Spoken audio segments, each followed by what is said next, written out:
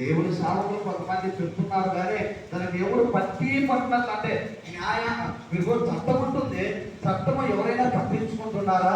అందుకని పౌలు అంటున్నది, ప్రభువును బట్టి మీరు బలము కావాలి.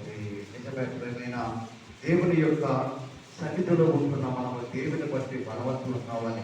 అక్కడ జరిగింది ఇక్కడ రాదని గ్యారెంటీ కూడా లేదండి.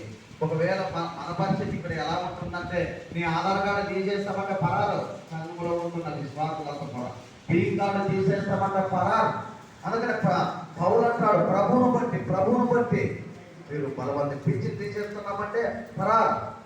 ఉంటారనుకుంటే ఉంటారండి. కాబట్టి సాధారణ యొక్క కుయుక్తులను, సాధారణ యొక్క ఉద్దేశములు, సాధారణ చేస్తున్న యొక్క పని విషయంలో మనం ఆలోచించినట్లయితే ఈరోజు చాలా మందిని వారి గుప్పెట్లోనూ పెట్టుకునేది సేవకులను, విశ్వాసులను, లోకములో ఉంటున్న వారిని చాలా మంది వాడు పని చేయించుకుంటున్నారు. సేవ విషయంలోనూ లోకం విషయంలోనూ సాధారణ అనేక మందిని వాడుకుంటూ ఉంటున్నాడు.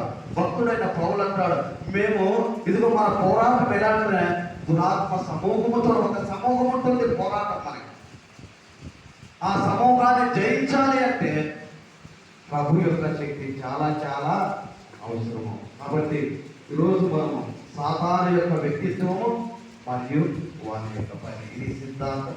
కొత్త కాదు కానీ ఇది సిద్ధాంతం, ఇది పాఠం కాదు, ఇది సిద్ధాంతాన్ని మనం అర్థం చేసుకోవాలి. తండ్రి అయిన దేవుని యొక్క పని ఉంటుంది. రెండవది మరి సాతాను యొక్క పని, యేసుక్రీస్తు యొక్క పని ఉంటుంది, మూర్తిమత్యము పని. రెండవది పరిశుద్ధాత్మ మూర్తిమత్యము పని. సాతాను గురించి ఎదురు చెప్పారంటే ఆ రెండు సబ్జెక్టులు కూడా మీకు అర్థమైనట్లు. సాతాను పని చేస్తున్నది, దేవుడు కూడా పని చేస్తూ ఉన్నాడు.